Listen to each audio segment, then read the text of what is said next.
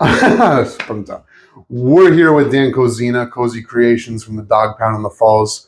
We are doing some bonus content for the High Moon Magazine printed Q&A issue. So just to get started, thank you so much for doing this. Nathan, it's good to see you, my friend. Always good seeing you. It's good to have you back in the shop. It's been a little bit of time, yes. We spent a lot of time here in this room together. Yeah, I can't wait to be on that table and not this stool, but for right now, we're going to dive into the questions. First off, I loved your responses that you gave. Thank you. I appreciate for the worded that. ones. Really looking forward to seeing how it all turns out. Me too. This video is going to post the same day that the magazine comes out, so that's always exciting. I think the first thing that I want to talk about is what started your art journey. Well, it all began when I was just a young boy, and I had nothing to do. I was really bored. So I would just draw, and I would paint things, and I would create things, and that would be a really good way for me to pass the time. Of course, when you're a kid, creativity is so important, and schools and your parents, they would recommend you do that kind of stuff because, you know, it's good to develop your creative mind when you're younger. And that was something that it stuck with me. I always enjoyed drawing. I always enjoyed doing the creative projects. And then as I got a bit older, I just kept doing it. You do the projects in high school, you do them, you know, if you take it in college, you do all kinds of college work. So I just kept that path going. And then it just led me to where I am now, which is tattooing. And sometimes I do murals and paintings. So I guess the creativity just comes from when I was a kid. You know, I had supportive parents and supportive friends. And I was very lucky enough to have great mentors and great teachers along the way too. So all that encouragement over the years is so valuable to me. So I try to share that with everybody through the artwork. So that's why we're awesome. Here. Yeah. I mean, I love to hear that you had such a supportive circle, because I feel like success really comes from having like a good supportive circle. You do need that supportive circle. You know, if you have great friends and great family members, it helps. But, you know, you don't need that. You can push through that without those support systems, but it's much harder, I find. 100%. It's so true. So from the beginning of your art journey when you were a kid, how has the similarities and differences changed now in your adulthood, as you've gained more tenure in the industry? Well, you have to make a living at the end of the day. So in the world we live in, you've got to make money somehow. So when you're a kid, you don't have to worry about that kind of stuff as much. Mm-hmm. You know, if you're lucky and you grow up in a good environment, then you're not looking to make money as a kid, but you're just looking to have fun, and you're looking at a way to, express yourself and, develop your personality and your character. And that's what you think about when you're younger. You just do it to have fun, to connect with other people. But as you become an adult, you have to sell your artwork. And I think that's one of the hardest things to do, because you got to push your work on people. Hey, get this from me, buy this thing.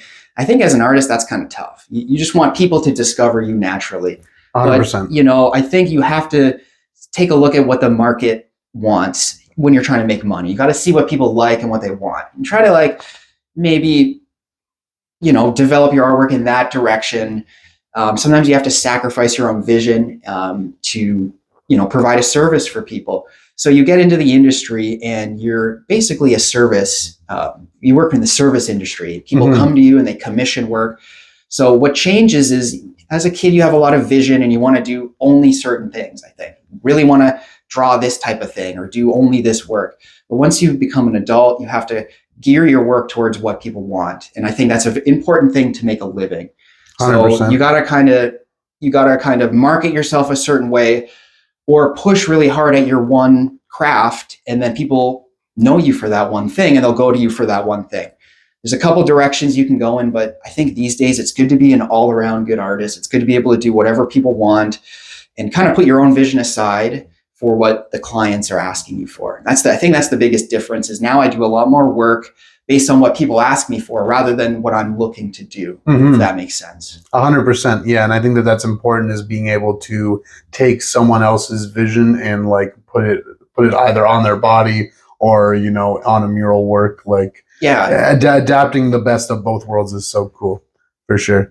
I was just curious. Another thing is that any artists in your network, whether it be tattooing or mural work, that you've done collab work with and had opportunities to share that art with another artist? I've tried over the years to do lots of collaborations because I feel like if you work with another artist, it's so important because you get their, hard work and vision and talents blended with yours, and what you can create is a cool like hybrid. And I really like looking at that. I like looking at my work blended with other people. I feel like that's a good way to learn. It's also great opportunities to share ideas with another artist. I think that is so valuable. Because it's an opportunity to grow. You grow, yeah. You learn and you grow, and you get something out of it. You get like this cool creation. So I've done a lot of painting collaborations, mostly with people that I work with, people that I went to school with. I'm fortunate where I've teamed up with a lot of artists in this area too. Even from this tattoo shop, there's a number of guys that have helped me do paintings. I've worked with other tattoo artists from different shops. I've done collab work doing graffiti and different they have like graffiti jams and painting programs in the city, in different towns. So I've tried to get on board with those, and a lot of group work is something I'm trying to do more of. So yeah, and that's like such a huge part of the culture too, like collaborative work and like group work and just like being in the same space as the people in your community. It's good to work independently, but also like sharing those visions and those opportunities is also excellent and valuable too. That's awesome. Now, in your own words, like tell us how art is impactful for like society in general, and then if you could relate it back to your mural work and like that kind of contribution. As it were. I think like art in the community and stuff, it kind of builds the culture. It kind of decorates the areas that we get to navigate in life. Whether you're walking down the street and you see a big mural on the side of a building, it invokes a lot of emotion. It can decorate the area. It makes it look nice. Sometimes the architecture in certain towns and cities could be a little brutal. It can be very industrial, and I find that sometimes that can be maybe invokes like negativity or maybe depression, but I find there's a lot of programs that's set up by the cities and towns to decorate and do big mural projects. You'll see them all over the world, and they're becoming a lot more popular. And that's because it just adds color, it adds like culture, it brings tourism. You can advertise with a picture of like the town, and it looks great with art. You support the artists, you're supporting the community. So it's important to do that. So I've been lucky where I've gotten to start doing a lot of that when it comes to the murals. So it's helped me a lot in my journey as an artist to do work. When the city commissions work, they might commission a group of people to do a project. So that helps the art community right off the bat. It makes jobs for us. It gives us a chance to show our work, and then we can expand from there. So projects like that, they help build that art community and the culture for the future too. Yeah. I can't help but notice we have this Award of Excellence, Outdoor Art Award behind you. Yes. And I just think that that's awesome that you're decorated in the accolades that the region has acknowledged your work and your contributions. I think if you put yourself out there and you share your talents, you can get a lot of these opportunities. So I'm just lucky that people found me, and people, I have a lot of people that put me here in a sense, that I'm grateful for. It's not all about me, it's about everybody working together. 100%. So, that award is me, but it's also a lot of people that work with me. So, it's like, again, we're back to that support system. If you have that, if you're willing to put the time in and make some sacrifices, with time and stuff like that, then there is benefits to that, and you can see yourself develop. Yeah, and there's a lot of reward with that. There can be rewards for that too. Yeah. What are some of your artistic influences, as it were, like visually, and like we talked about some of the collaborative friends that you've had, but is there any artistic influences that you have that you can be like, yeah, this is where I adapted some of my style? Absolutely. I feel like I was more influenced by like movies, and shows when I was growing up, because that's what would be on TV, lots of cartoons, and sometimes my dad would have like some sci-fi movies or playing at the same time. I mean, I remember watching Star Wars, the original ones as a kid, Star Wars, Star Trek, we got like Blade Runner, we got Alien versus Predator, we got all these cool movies from when I was growing up, and I take a lot of that influence in my work, and even cartoons and even anime. I remember watching tons of Dragon Ball Z, Inuyasha. There's an infinite amount of influences when it comes to that. I find like I like to pull things from those, creatures or cool color schemes or some narratives, and I try to pull all the things that really connect with me. So from different cultural things too. One thing that I really was inspired by, though, was when I was a kid, I saw a train go by. And luckily for us at the time, we were parked right in front of that train. And as the train went by, I saw so many pictures of graffiti and cool paintings. And I was like, I didn't even know you could do that. I didn't even know you could draw something like that. So I remember vividly this image of like Jason Voorhees with a chainsaw on the side of a train car as it went by, and I'm like, what is that? Yeah, that's so cool. So things like that, and then like I said, movies and television. I mean, that's huge. That's what you talk about when you're a kid. That's like you go to school and you're like, oh, I watched this episode of this show. Yeah. So you get really stoked about these characters and these moments, and I think a lot of that stuck with me too. So.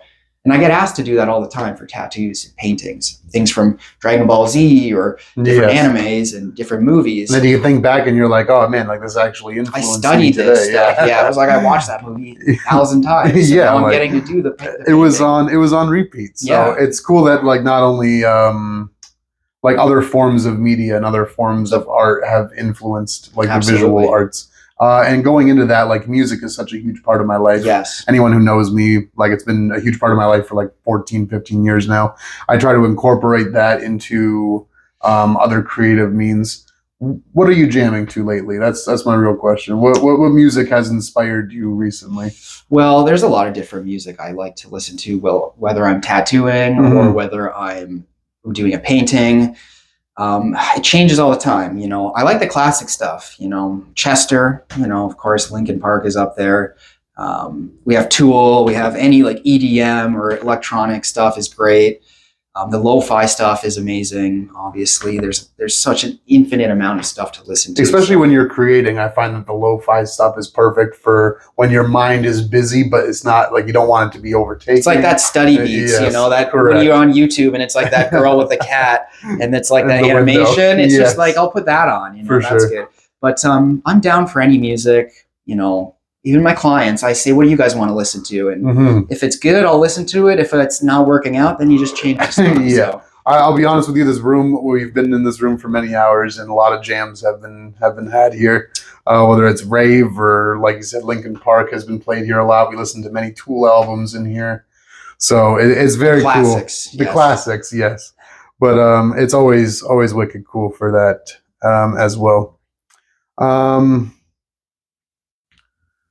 Now, when you were doing the mural outside of the dog pound, the Streets of Niagara Falls was probably the soundtrack to the project. Yes, and many discussions from the top of the ladder down to somebody else saying, asking questions or if they can have $4 or something like that. But, the classics. Yeah, classic Niagara Falls, but it was pretty good. I mean, lots of encouragement in the city. So, you go from it being kind of, maybe this part of town seems a little sketchy, but when I was painting the mural, I had nothing but encouragement from the community. People would come up to me and share their ideas. I had no bad moments. It was actually quite a good experience painting in Niagara Falls outside. So I love that for sure. Because I mean, the piece is amazing. I mean, it's the full scale of the building. I mean, it just looks so good.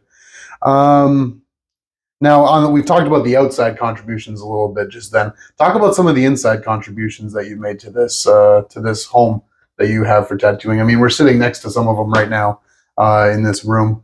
Well, if you guys could be like, I'll show some other pictures of it, I'm sure, but there's so much stuff here for sure. Well, I think the interior of this building, when I first started working here, it was like 7-8 years ago, and it was all orange, and that was fine. But after a while, the orange starts to get to you. It starts to eat away at you. Yeah, one bland color for sure. I felt like I was in a giant pumpkin or something. So, honestly, just because I was painting a lot, before I did tattoos, and the owner was like, you know what, guys, I want you to decorate this place however you want to. When he gave me the green light to just, do whatever, we just started painting and got, it was not only me, but lots of the guys I work with, we all pitched in and put effort into doing different pieces. So this inside is like a combination of all of our visions put together. A lot of the stuff I've done, a lot of the stuff the guys have given good advice, let's do this, let's do this. So it's a big, beyond the tattoos and beyond tattooing people all day, it's cool to have a second project. That's the tattoo building itself is getting tattoos. It's like we're tattooing the walls in here too with paintings and stuff. And I think like the clients react really well to that. I mean, it's very comforting to be getting tattooed and have all these murals and paintings around them, all the creativity. I think it adds to the experience. It adds to the memory after you get the tattoo and you leave. You walk out and you have the tattoo, and the experience of getting the tattoo also lasts. In order for that to last longer too, it's good to have a nice work environment. It's comfortable, it's fun, it's colorful. And, that's what the main idea was, to do that for the people that come in here and our customer base. We want to do it for them. As a customer, I thank you, because it definitely makes a huge difference. I appreciate that. Yeah, because like when you go into somewhere and it's like it's almost immersive. Like you're immersed in the art on all the walls, and then walking away with a great tattoo afterwards is always great. But the experience of being in here has always been top tier. Yeah, it's like a bonus to get to look at some of the pieces up close. Yes. Where maybe sometimes you see pictures of paintings online, but to be here, you get to come right up to it. You can talk to us about it. So it's cool to have. For sure. So I just wanted to end this off. We talked about gratitude at the beginning of this and how grateful you were for the support in the circle of artists and family and friends that you've had over the years that you've been doing this. So yeah, just like what are 3 things that you're grateful for today? Well, I'm really grateful that you're here, Nathan. Oh, grateful to so see you again. We did a lot of work on Nathan over the years, and I'm grateful for you. And I'm also grateful for like people I work with, because I wouldn't be here if the guys that I asked for a job didn't give me a chance. I'm also grateful for just to be able to do art for a living. I think it's a very privileged job. I mean, you get to create things for a living, and sometimes it gets stressful. Sometimes you get frustrated, but you get to look back and have a job that's unique. You get to share a lot of things with people. You give them things that they have forever. There's not many jobs where the work that you do is forever and it's, connected to the person. So I think that is very valuable. So all the things that I do and share, I get that back in different ways. And I'm really grateful for that. That's awesome, man. So, I'm grateful for you as well. Grateful that you shared this time with me. No problem. And I'm glad we had this opportunity to do this collab. Sure. Me too. It's good to see you. It's good to see you as well, man. Appreciate your time. And it's good to see you guys too. Good to see you.